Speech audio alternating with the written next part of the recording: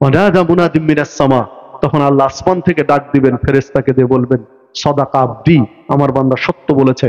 বিদায় কবরে জান্নাতের বিছানা বিছাও, জান্নাতের পোশাক পরাও, জান্নাতের সাথে কবরকে একটা সংযোগ স্থাপন করে দাও।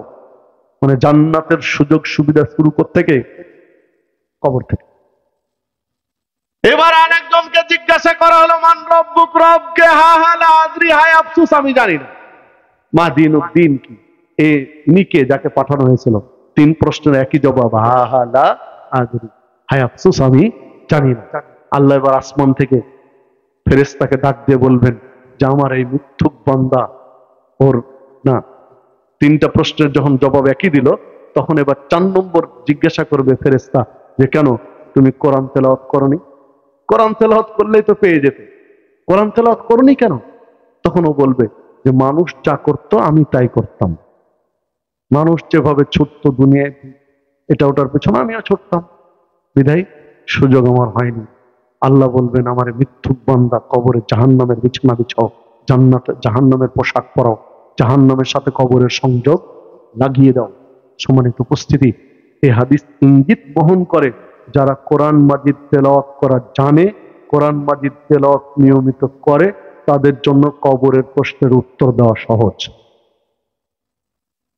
যারা কোরআন তেলাওয়াত করে, কোরআন তেলাওয়াত করা জানে, তাদের জন্য কবরের প্রশ্নের উত্তর দেওয়া সহজ।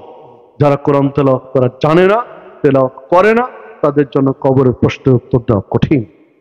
হ্যাঁ, যে লোকটা সুযোগ পায়নি তার কথা ভিন্ন, যে সুযোগ পেয়েছে সে কেন করবে না? আপনার বয়স কত? 20 বছর। আপনার বয়স কত? 30 বছর। আপনার বয়স কত? 40 বছর। আপনার তো সুযোগ এখনো আছে। 20 হয়েছে তো কি হয়েছে, 30 হয়েছে তো কি হয়েছে, 40 হয়েছে তো কি হয়েছে, আপনার তো এখনো সুযোগ আছে। বহু সাহাবী তারা বৃদ্ধ বয়সে ইসলাম গ্রহণ করেছেন, কিন্তু কোরআন মাজিদ ঠিকই শিখে নিয়েছেন, তেলাওয়াত করেছেন। তাহলে আপনি কেন করছেন? সম্মানিত উপস্থিতি, যে কথা বলছিলাম, রাসূলুল্লাহ সাল্লাল্লাহু আলাইহি ওয়াসাল্লাম এই হাদিসের একটা প্রসঙ্গে বললেন যে সওয়াল জবাব, জিজ্ঞাসা উত্তর করা ফেরেশতা চলে যাবে, এবার আসবে এমন একজন ফেরেশতা, আযাবের ফেরেশতা, যিনি কানে শুনেন না, চোখে দেখেন না, কানেও শুনে না, চোখেও দেখে না। চোখে দেখলে না হয় আপনার কষ্টটা একটু অনুভব করত, কানে শুনলে না হয় আপনার চিৎকারটা একটু অনুভব করত। এই ফেরেশতা যখন শাস্তি দিবে, আমি একটা জিনিস আপনাকে বোঝাতে চাচ্ছি, ফেরেশতা যখন শাস্তি দিবে, যে হাতুড়িটা মারবে, এই হাতুড়িটা যদি পাহাড়ের উপরে মারা হয় তো পাহাড় ধুলোয় ধূসরিত হয়ে যাবে, চূর্ণ বিচূর্ণ হয়ে যাবে। এই হাতুড়ি দিয়ে যখন তার মাথায় আঘাত করবে, তখন পুরো শরীর চূর্ণ বিচূর্ণ হয়ে যাবে। তার সর্বশক্তি দিয়ে হাতুড়ি পড়ার সাথে সাথে তার শরীরের সমস্ত শক্তি দিয়ে চিৎকার করবে, যে চিৎকারটা পূর্ব দিগন্ত থেকে পশ্চিম দিগন্ত পর্যন্ত মানুষ এবং জিন ব্যতীত সমস্ত প্রাণী শুনতে পাবে। কবরে যখন শাস্তি হয়, যে চিৎকারটা দেয়, এই চিৎকারটা মানুষ এবং জিন ব্যতীত পৃথিবীর অন্যান্য সব প্রাণী শোনা। আল্লাহ রাসূল সাল্লাল্লাহু আলাইহি ওয়াসাল্লাম এই জায়গায় এসে বলছেন, সহিহ মুসলিমের মধ্যে একটা বর্ণনা রয়েছে যে তোমরা কবর দেওয়া ছেড়ে দিবে ভয়ে, এই আশঙ্কা যদি আমার না থাকতো তাহলে আমি আল্লাহর কাছে ফরিয়াদ করতাম যেন তোমাদেরকেও আল্লাহ কবরের আযাবের শাস্তির চিৎকার শোনার সুযোগ দেয়। এই দোয়া করতাম আল্লাহর কাছে, আমি আল্লাহর কাছে প্রার্থনা করতাম, দোয়া করতাম যেন আল্লাহ তোমাদেরকেও অন্য প্রাণীর মতো তোমাদেরকেও যেন আল্লাহ এই চিৎকারটা শোনার সুযোগ দেয়, তাহলে তোমরা আখিরাতমুখী হবে। কিন্তু আমি কেন করিনি? কেন করেনি বলেন? কবর দেওয়া বন্ধ সইতে পারবে না, ভয় সইতে পারবে না, চিৎকার আসে এটা সইতে পারবে না, এত আওয়াজ সহ্য করতে পারবে না। বাড়ির পাশে যখন ধান মাড়াইয়ের মেশিন, ভুটভুটি মেশিন কিছু আসে, তাড়াহুড়া করে কি করে, জানালা লাগাও, দরজা লাগাও, এই আওয়াজে কি ঘুম আসে? এই আওয়াজে থাকা যায় না? কতটুকু আওয়াজ ভাই? ওই শ্যালো মেশিনের আওয়াজ কতটুকু যায়? 100 বার যায়।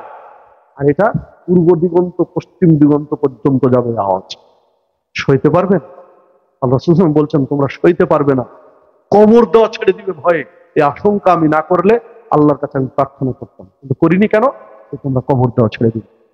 ভাই, কবরের পাশ দিয়ে হেঁটে যাচ্ছেন, কিছুই মনে হয় না। গোরস্থান দিয়ে হেঁটে যাচ্ছেন, কিছুই মনে হচ্ছে না। একজন যুবক কানে ইয়ারফোন দিয়ে গান শুনতে শুনতে হেঁটে যাচ্ছে, মাঝখানে কবর পড়ে গেছে, কবর পাশ দিয়ে গান শুনতে শুনতে হেঁটে যাচ্ছে। ভাই, শুধু যদি বুঝতে যে মাটির নিচে 3.5 হাত মাটির নিচে কি হচ্ছে, তোমার গান শোনা, ইয়ারফোন, মোবাইল। আল্লাহ রাসূল সাল্লাল্লাহু আলাইহি ওয়াসাল্লাম বলছেন, আর স্ত্রীর কাছে যেতেন আনন্দ করতে। কিসের আনন্দ? কিসের আনন্দ? কি হবে এটা করে? কাঁদতে কাঁদতে বাড়ি থেকে চলে যেত, যেখানে কেউ ডিস্টার্ব করবে না, ওখানে বসে থেকে কাঁদতে। আর গোরস্থানের পাশ দিয়ে হেঁটে যাচ্ছেন, কানে ইয়ারফোন লাগিয়ে, কিছুই মনে হয় না আপনার কাছে। সম্মানিত উপস্থিতি, এটা ভাবা দরকার। কবর খুঁড়ে ওই লোকটাও বিড়ি টানে, কবর খুঁড়ে ওই লোকটাও বিড়ি টানে। কবর খনন করতে করতে যখন ফিনিশিং দেয়, ফিনিশিং বুঝেন তো নাকি? শেষে ফিনিশিং দেয়, তখন ওই নিচে বসে থেকে বিড়ি টানে। লোকটা শুধু যদি জানতো যে একটু পরে এই কবরের কি হবে, একটু পরে এই কবরের কি অবস্থা হবে, যদি শুধু আঁচ করতে পারতো। বিড়ি খাওয়া, কোথায় বিড়ি খাওয়া? বিড়ি খাওয়ার চিন্তা মাথা থেকে দূর হয়ে যায়। মানে আমরা আখেরাতকে মূল্যায়ন করতে পারি। আখেরাতকে যদি মূল্যায়ন করতে পারতাম, তাহলে এগুলো সব ছেড়ে দিতে পারতাম। রাসূলুল্লাহ সাল্লাল্লাহু আলাইহি সাল্লাম সাদ রাদিয়াল্লাহু আনহুর জানাজা দিয়ে কবর দিয়ে দিলেন। বিশিষ্ট সাহাবী সাদ রাদিয়াল্লাহু আনহু। কবর দেওয়ার পরে তিনি তড়িঘড়ি করে তার জন্য প্রার্থনা করা শুরু করলেন। যখন সবাই চলে যাচ্ছে, তিনি তড়িঘড়ি করে ব্যস্ত হয়ে গেলেন প্রার্থনা করতে। সাদের কবরের সামনে তিনি দোয়া করা শুরু করে দিলেন। দোয়া শেষ করলেন, সাহাবীরা জিজ্ঞাসা করছেন যে আল্লাহ রাসূল সাল্লাল্লাহু আলাইহি ওয়াসাল্লাম, আজকে আপনাকে ব্যতিক্রম দেখলাম, এইরকম দেখিনি। আরো তো জানাজা দিয়েছেন, পড়িয়েছেন, ব্যতিক্রমটা হলো যে আপনি কবর দিয়ে এত তড়িঘড়ি করে ব্যস্ত হয়ে গেলেন দোয়া করতে, কেন? তখন আল্লাহ রাসূল সাল্লাল্লাহু আলাইহি ওয়াসাল্লাম বলছেন, সাদ এমন একজন সাহাবী, এমন একজন মর্যাদাপূর্ণ ব্যক্তি, যখন সাদের জান কবজ করে মালাকুল মউত, তখন তার জান কবজের সময় তার মর্যাদার জন্য আল্লাহর আরশ কেঁপে উঠেছিল, তার সম্মানের জন্য। যখন সাদের জান কবজ করে মালাকুল মউত, আল্লাহ আসমানের দরজা খুলে দিয়েছিলেন। সাদের মৃত্যুর সময় আল্লাহ আসমানের দরজা খুলে দিয়েছিলেন। তার মৃত্যুর সময় আল্লাহর আরশ কেঁপে উঠেছিল।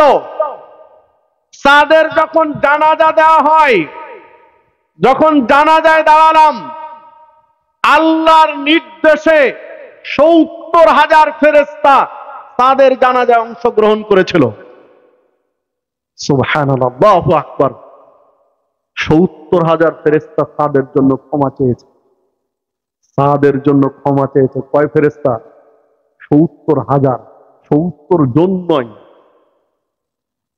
৭০,০০০ ফেরেশতা সাদের জন্য ক্ষমা চেয়েছে জানা যায়। অথচ যখন কবর দিয়ে তোমরা সরে গেলে, দেখলাম দুই দিকের মাটি সাদকে চেপে ধরেছে। তখন আমি সইতে পারলাম না। যার জন্য আল্লাহর আরশ কেঁপে উঠেছে, যার জন্য আল্লাহ আসমানের দরজা খুলে দিয়েছিলেন, যার জানাজায় ৭০,০০০ ফেরেশতা অংশগ্রহণ করেছে, তাকেও কবর ছেড়ে দিল না। তখন আমি তড়িঘড়ি করে দোয়া করা শুরু করলাম। আমি দোয়া শুরু করলে কবর ছেড়ে দিল। সম্মানিত উপস্থিতি, কবর যদি কাউকে ছেড়ে দিত, সাদকে ছেড়ে দিত। সাদ রাদিয়াল্লাহু আনহুকে ছেড়ে দিত।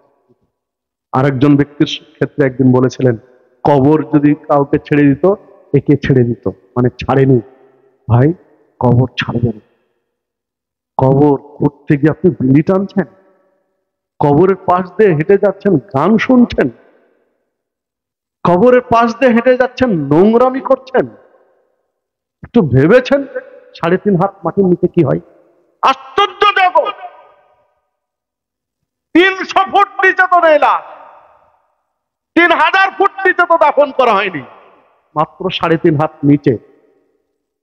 এক সময় বহু নিচে গিয়ে মেশিন ফিট করে খনিজ সম্পদ আছে কিনা টেস্ট করা হতো।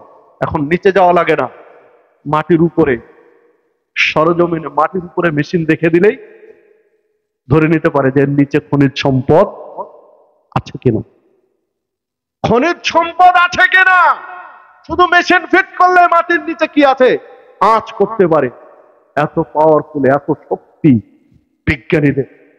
এই স্মার্টফোন গুলোরই কত পাওয়ার দেখেন না। যখন এই স্মার্টফোন গুলো, এই মোবাইল আবিষ্কার হয়েছে 80-র দশকে, 80-র দশকে মোবাইল ফোন গুলো আবিষ্কার হলো, আমরা পেয়েছি 2000 সালের পরে প্রথম মোবাইল ফোন। আশ্চর্য হতাম যে তার নেই, কোনো কিছুই নেই, অথচ কথা হয় কিভাবে। পরে শুনলাম গল্প যে আপডেট মোবাইল আসছে, যেটাই দেখাও যাবে, কথাও হবে। যার সাথে কথা বলবো ওকে দেখাও যাবে, কথা হবে।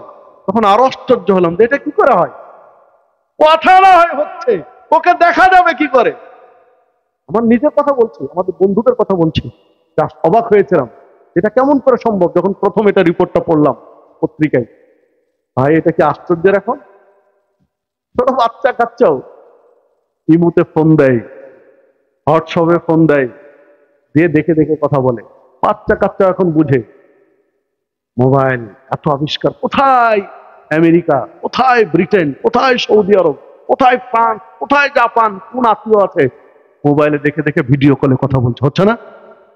এত পাওয়ার, এত শক্তি মাটির উপরে রেখে নিচে সব জানতে পারছে।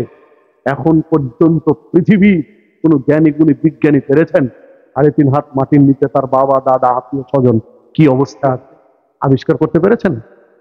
সারা পৃথিবীর সমস্ত বিজ্ঞানী যদি ঐক্যবদ্ধ হয়ে, সারা পৃথিবীর সমস্ত বিজ্ঞানী যদি একেবারে একজোট হয়ে কাজ করে যে একটা কবরে কি হচ্ছে, একটা কবরের তত্ত্ব অর্জন করব, সম্ভব নয়। কারণ এটা কে পরিচালনা করেন? আল্লাহ রাব্বুল আলামিন পরিচালনা। সম্ভব নয়, অসম্ভব। হ্যাঁ, কিছু কিছু জিনিস বিজ্ঞানের আপডেট হয়েছে। মায়ের পেটে কি আছে, মাতৃগর্ভে কি আছে, বিজ্ঞান কি অনেক সময় বলে দেয়। আল্ট্রাসাউন্ড করে না, বলে ছেলে না মেয়ে, ভাই এটা কখন বলতে পারে?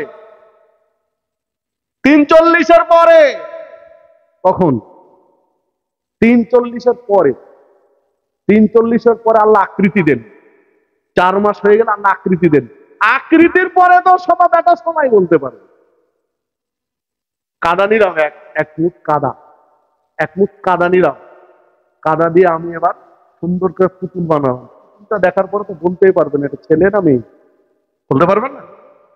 আমি কাদা এক মুঠ নিয়েছি, যদি দাপট থাকে, ক্ষমতা থাকে, জ্ঞান থাকে, এখন বলো যে এটা কি বানাবো। বানানোর পরে তো সবাই বলতে পারে, একটা পাগলও বলতে পারে, বুঝেননি? বানানোর পরে তো একটা পাগলও বলতে পারবে যে এটা ছেলে, এই পুতুলটা মেয়ে। একটা পাগলও তো বলতে পারবে বানানোর পরে। ওই পাগল আল্ট্রাসাউন্ড চালাতে পারে না, আল্ট্রাসাউন্ড দেখতে পারে না, তাই বলতে পারে না। একটা পাগলও যদি আল্ট্রাসাউন্ডের মেশিন চালাতে পারে তো পাগলও বলতে পারবে যে এর ভিতরে কি আছে, ছেলে না মেয়ে। বুঝাতে পারলো? ওটা তো আকৃতি আসার পরে। হ্যাঁ, তোমার অনেক জ্ঞানী, জ্ঞান বিজ্ঞান মহারথী, ঠিক আছে, তুমি কেমন মহারথী, বীর্যের একটা কোণা নাও, দিয়ে বলো যে এটা ছেলে হবে না মেয়ে হবে, দেখি তোমার জ্ঞান। শুক্র, বীর্য শুক্র বের হয় বিলনে, এইখানের একটা কোণা নাও, কোণা নিয়ে এবার গবেষণা করো, বলে এটা ছেলে হবে এটা মেয়ে হবে, দেখি তোমার দাপট কতটুকু। আকৃতির পরে তো সবাই বলতে পারে। এগুলো আল্লাহ নিজের ইলমের মধ্যে রেখেছে। ভাই যেটা বলছিলাম যে কবর ভয় করি না, কারণ আখিরাতের ভয় আপনার আমার মধ্যে ঢুকে নিতাম, তাই কবরকে ভয় পাই না। ওসমান রাদিয়াল্লাহু আনহু কবর দেখলেই কাঁদতেন, কবর দেখলে অস্থির হয়ে যেতেন। কেন? কবরের বিষয়গুলো তারা একটু বুঝতেন।